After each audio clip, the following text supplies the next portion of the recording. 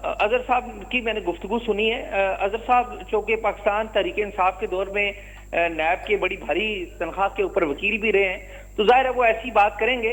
मैं नहीं समझता, मेरी सुन लीजिए अजहर भाई, सुन तो लीजिए, अच्छा नहीं है ये, सुन तो लीजिए, बैठ के मेरा क्या ताल्लुक है चीजों से? यानी मुझे तो अगर इतना ही शौक था तो मुझे हटाने की तैयारी क्यों हो रही है?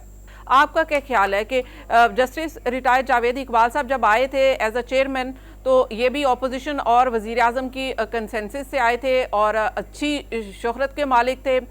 सब कहते थे, और इवन कि इमरान खान, ऑपोजिशन सब कहते थे कि ये अच्छी शोहरत के मालिक हैं। जब उन्होंने फिर उनके खिलाफ केसेस बनाए तो उन्होंने कहा कि ये तो हमारे खिलाफ विक्टिमाइजेशन हो रही है। इमरान खान साहब कह रहे थे एहतसाब हो रहा है, अब इमरान खान साहब उलट कह रहे हैं, वो एक अलग बात है। अब नेक्स्ट चेयरमैन के लिए क्या होगा? आलिया, जो जावेद इकबाल साहब की तकर्री थी, वो मैं जाती तौर पे समझता हूँ कि ये एक गलत फैसला था। जिस भी गवर्नमेंट ने लिया था, नून लीग ने और पीपल्स पार्टी ने मिलकर लिया था, बिल्कुल गलत फैसला था। और इस फैसले के अंदर हमारी सियासत के अंदर जो पैसे का रोल है वो भी था। फाइनेंसर जो सियासी जमातों को या उनके अरकान को फाइनेंस करते हैं, मुख्तलिफ बिजनेसमैन, उनका भी एक रोल था। मलिक रियाज हुसैन का एक रोल था। खैर वो तो एक वक्त गुजर गया, लेकिन मेरा ये ख्याल है कि सियासतदानों को जब आप फैसले का इख्तियार देते हैं तो वो फैसला अक्सर बेहतर फैसला करते हैं। अगर उसमें कोई गलती भी हो तो वो अगली दफा फैसला दुरुस्त कर देते हैं। तो मेरे ख्याल है कि कानून में जो तरीकाकार वज़ा है, पार्लियामेंट इस बात का फैसला करेगी, लीडर ऑफ द हाउस और लीडर ऑफ द अपोजिशन मिलकर फैसला करेंगे। मैं नहीं समझता कि ये कोई गलत फैसला करेंगे। पाकिस्तान तहरीक इंसाफ ने गलत फैसला किया कि वो ईवान से इस्तीफे देके चले गए। बड़ी अहम तकर्रियां होती हैं, अगर तहरीक इंसाफ भी इस वक्त ईवान का हिस्सा होती तो शायद वो भी कोई इनपुट देती तो ये मिल के कोई फैसला होता। लेकिन अब वो जा चुके हैं तो नए लीडर ऑफ द अपोजिशन के साथ ये फैसला होगा। मैं उम्मीद रखता हूं कि नया नाम आप क्या देख रहे हैं? आप भी जस्टिस रिटायर्ड मकबूल का नाम देख रहे हैं? मेरे ख्याल इसके अलावा कोई और ऑप्शन है? आलिया, मेरे ख्याल में मकबूल बाकर साहब का नाम हम काफी डिस्कस कर रहे हैं। मेरे ख्याल में कुछ और लोग भी हैं इसमें। आफ्ताब सुल्तान जो कि पुलिस के ग्रेड 22 के फॉर्मर आईजी हैं, वो भी हैं। बशीर मेमन का नाम भी था।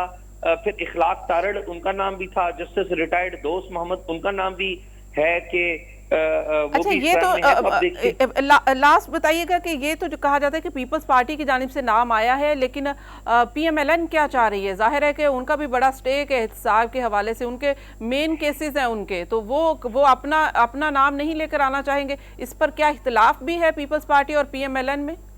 देखिए, इस तरह की जो अपॉइंटमेंट्स होती हैं उसमें सियासी जमातें आपस में मुशावरत करती हैं और सियासी जमातों के अपने सियासी मुस्तकबिल और सियासी मुफादात होते हैं।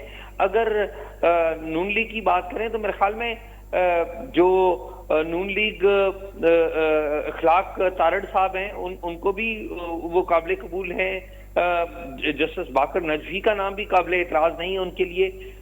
आफ्ताब सुल्तान एक आइडियल कैंडिडेट हो सकते हैं दोनों में, क्योंकि आफ्ताब सुल्तान की अगर आप रिकॉर्ड देख लें तो उनकी अपनी सर्विस और दूसरी सर्विसेज के लोग भी उनको बड़ा अपराइट समझते हैं और ऐसा आदमी समझते हैं जिसके ऊपर कोई एतराज नहीं किया जा सकता। तो देखिए, अभी फैसला तो ज़ाहिर है इन दो जमातों ने ही करना जी। कब तक फैसला मुतवक्के? आपको क्या लगता है? जाहिर है कि आप जितने भी करप्शन के, अगर पीटीआई के ये करप्शन के केसेस बनाना चाहते हैं, पीटीआई के लोगों के ऊपर, साबिक वजीरों के ऊपर, और जैसे कि फराह गोगी वगैरह, ये केसेस जो सामने आ रहे हैं, उसके लिए चेयरमैन नैब का अपॉइंट करना उनको ज़रूरी है, क्योंकि वो रेफरेंस आगे बढ़ाएंगे, साइन करेंगे, आगे बढ़ेगा। तो कब तक ये तवक्को है? देखिए, जावेद इकबाल साहब की मुद्दत तो पूरी हो गई है। अब हुकूमत को चाहिए कि जल्द अज जल्द ये फैसला कर ले। ये फैसला तो हो जाना चाहिए था जावेद इकबाल साहब की यहाँ से चेयरमैन नैब के तौर पर सबकदोश होने से पहले ही हो जाना चाहिए था। मेरा ये ख्याल है कि अभी सोच विचार का अमल जारी है और किसी नतीजे पे अभी तक नहीं पहुंचे। इसीलिए जी लास्ट कमेंट में चाहूंगी कि अजहर सिद्दीक साहब आप कीजिएगा कि आपने कहा है, अभी आप कह रहे थे कि आपके पास नाम है, तो ये आपकी पिटारी में कैसे आ गया कि ये नाम? मैं बड़ी हैरानगी होती है और हंसी भी आती है इस बात के ऊपर कि अपोजिशन लीडर राजा रियाज यानी राजा रियाज नाम फाइनल करेंगे। वो राजा रियाज जो पाकिस्तान मुस्लिम लीग नून का अगला इलेक्शन लड़ना चाहते हैं, जो मुनर फराकीन में से और जो बातें बयानियां बनाई था, ये दुख का मकाम है। ये शायद हमारी किस्मत में लिखा है कि हमारे ऐसे लोग, और मैं, और राजा रियाज की कोई हैसियत नहीं है, कोई जाती मुलाजम की तरह उन्हें जो नाम दे देना है। और नाम मैंने आपको बता दिया है, नाम उसके अलावा जहां तक आफ्ताब सुल्तान की एजाज बड़ी तारीफ कर रहे हैं, मेरे से ज्यादा नहीं जानता उनको। यहाँ डींगी की अद्वियात के हवाले से, उनका पुरानी हिस्ट्री के हवाले से, वो yes man in Nawaz Sharif खानदान के हैं। हाँ, ताड़ड़ की बात की है, ताड़ड़ भी नवाज शरीफ खानदान के यस मैन है। बशीर मेमन वो भी यस मैन है।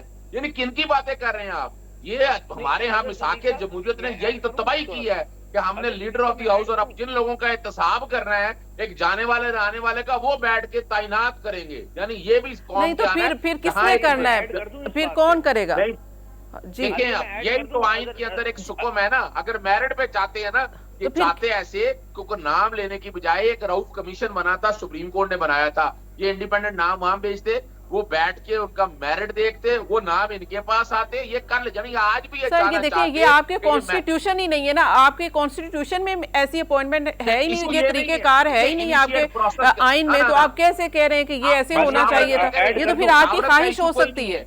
आलिया मैं ऐड नहीं, 10 कोई 5-6 नाम जितने भी हैं वो नाम जाए, वो जाकर एक कमीशन बैठे, वो कमीशन उनका सारा डाटा चेक करे, वो 5-6 नाम आने के बाद ये मुशावरत कर ले, इसलिए लेकिन इन्होंने बुनियादी तौर पर जी अज़र सदीक साहब एजाज का कमेंट सुन ले, वो इस पे कुछ कहना चाह रहे हैं। सेंसस के साथ किया था, ये रिकॉर्ड की बातें हैं, ये सब पॉलिटिकल जी अपना एजाज प्लीज शार्प क्विकली आप पॉइंट अपना नोट करवा दें। अजहर साहब की मैंने गुफ्तगू सुनी है। अजहर साहब चौके पाकिस्तान तहरीक इंसाफ के दौर में नैब के बड़ी भारी तनख्वाह के ऊपर वकील भी रहे हैं, तो जाहिर है वो ऐसी बात करेंगे।